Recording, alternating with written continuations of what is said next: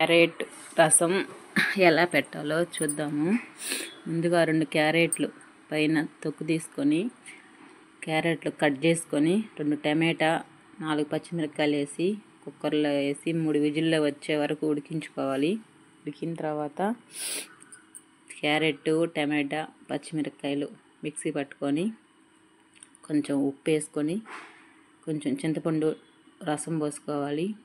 రసం పోసుకున్న తర్వాత ముందుగా రెడీ చేసి పెట్టుకున్న రసం పొడి వేసుకొని కలుపుకోవాలి.